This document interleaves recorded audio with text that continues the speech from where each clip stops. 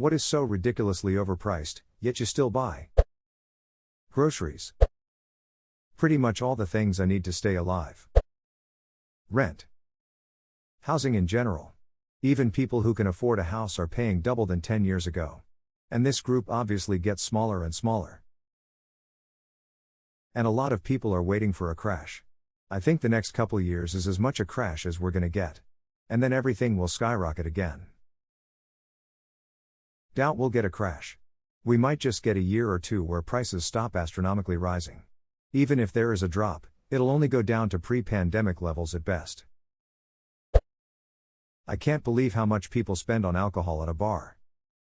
You're not buying alcohol. You're renting space to stand in. Smile. Food with current inflation. Else you die. Concessions at sporting events. As much as I try my best to eat before I go and resist the urge to buy beer when I am there, some days, seeing others enjoying their beer and food snacks make me say F it and I indulge too. Man, the chokehold sporting event food can have on me depending on where you're sitting. The food isn't even very good, but it is lol. Health insurance medical supplies. For our family of 5, the insurance premiums, deductible, and medications come to about $35,000 a year. You don't have an out-of-pocket maximum of like $12,000 or something? Sounds like some trash health insurance. Glasses, I could always buy cheap ones, but I'd rather pay money to have nice frames that I actually like wearing rather than a pair I couldn't care less about.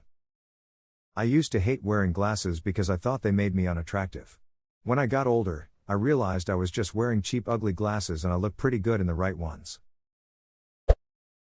Insulin. We had to rush my grandma to the hospital this weekend. She was coherent enough to call my mother but was just babbling and not making sense. My mom tried to call her back but didn't get an answer, so she rushed over. She found her laying on the living room floor, passed out. Her blood sugar was over 400 and she was in diabetic shock. Now, my grandmother has been living with her diabetes for the better part of 40 years. She knows how to control her blood sugar, recognizes all the signs, so on and so forth. We didn't understand what happened. It turns out she's been using her deceased brother's insulin, which was several years expired at this point because she has been unable to afford it herself. She hasn't said anything because she didn't want to burden us. I can only imagine if this is happening in my family's life how many others are also affected by a similar situation. This is flat out tragic. This situation has radicalized me to want to help make a change, but it seems so hopeless when you have half of Congress voting against affordable insulin and elected representatives flat out saying, the price of insulin increases as waistlines increase. It's likely too late for my grandmother, but it's not too late to help millions of others and their affected families. You shouldn't have to choose between dying or taking your life-saving medication. Which is ducking stupid because type 1 diabetes isn't caused by being overweight. It's just a shitty thing that happens to your body that you have no choice or control over. Warhammer 40k minis. My biggest fear is when I die my wife will sell my Warhammer minis for what I told her they cost. This is hilarious. Make sure you sneak a note in the box saying their actual value before you cake the bucket at the bakery. Edit, autocorrect put a nonsense word in there. Kerrygold butter. Lol, I live in Ireland where it's not expensive but was so absolutely baffled as to why someone was paying so much for it, then forgot that this wasn't the Irish subreddit. Imported, I'm assuming? Is it really that loved in the US? That's mad. Good all Irish cows doing their thing. Kerrygold's color is gold. Regular American butter is pale and barely yellow. The difference in taste is also as stark as the contrast in color. I'm hardly one to be picky about most things, but I can't even deny that Kerrygold is very different than regular American butter. Lettuce. Groceries, especially the healthy ones honestly. Ducking toilet paper. After people panic bought in 2020, it's so much more than it used to be. Stands out against the rising price of everything else. If you have one nearby, Costco sells toilet paper as a loss leader. I think a 36-pack costs about $27. Edit, looks like it's a 30-pack for $24. That's what I've always done. But the latest pack feels noticeably less soft in my opinion. Like lower quality paper. Hopefully that was a fluke. But I'm stuck with this pack for a long time since it's so big.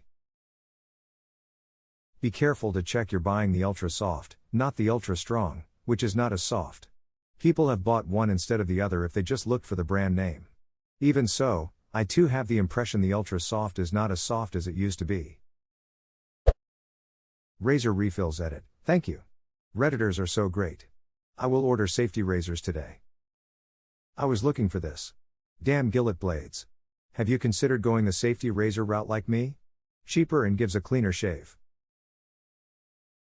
Yep. I used to make and sell wood-turned handles for safety razors. It was kind of funny how I'd get a new customer, and they'd buy a razor, then all of their friends' family would, then I'd never see them again, because one of those things lasts forever. A work colleague had me turn a beautiful piece of zebra wood into a razor handle for his son, and he bought him 2,000 good quality blades. He figured that it would last him until his 50s at least, and save him a small fortune in refills. I think it cost him $200 all told. Safety razor was a game changer for me.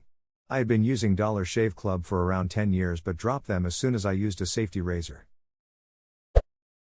Almost everything at this point is. Especially food and drinks, packages got smaller, prices got higher. Shrinkflation. Shrinkflation, aquaflation, tipflation, greedflation, skimflation. How many portmanteaus do we have to invent before we get some wageflation? Ducking graphics cards. They're getting better, but like half a decade ago I bought a mid-range graphics card for the PC connected to my living room TV. I fully expected it would go outdated fast, but with the chip shortages and stuff, anything that's more than a slight upgrade is stupid expensive still.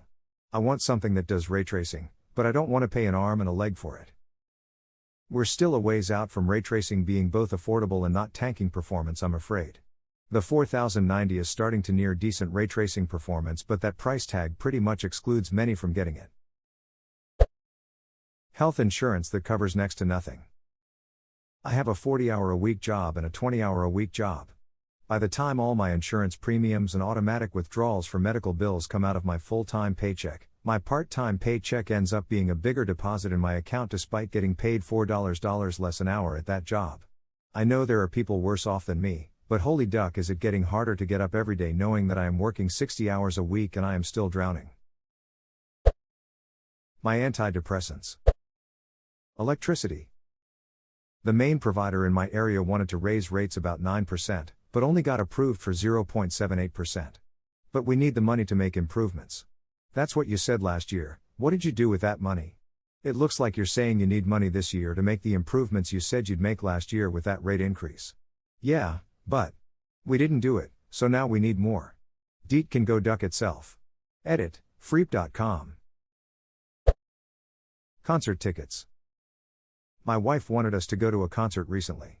She told me the tickets would be more than $700. I asked her if we were going to be witnessing the return of Jesus. When I was going to concerts in my teens and early 20s, $50 was considered expensive for a ticket. Most were around $35. I like bands whose ticket prices are around $25 to $30 for smaller venues. But with the Ticketmaster monopoly, I still pay 30 to 50% for the ticket price and fees. Sometimes I get lucky and can get them directly from the box office, but not often. Business class, no contest. But I'm old and have lived frugally all my life, flying steerage, driving cheap cars, etc., so now I can afford it occasionally. First time flying business this year, actually, it's nice. I had 24 hours of non-stop travel for work earlier this year, so our company policy required them to get us, me plus my team, business class seats. Holy crap, they make that transatlantic flight so much nicer. Turkish Airlines is fantastic. Lufthansa too. I traveled for over 30 years, domestic and international. Transoceanic flights in economy are brutal, luckily only had to endure those a few times before starting to fly business.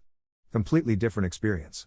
A year before I retired I needed to get back from Dubai and flew Emirates A380 business from UAE to Amsterdam.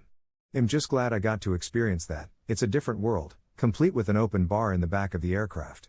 I've never been exposed to that type of luxury, and don't need it, but wow.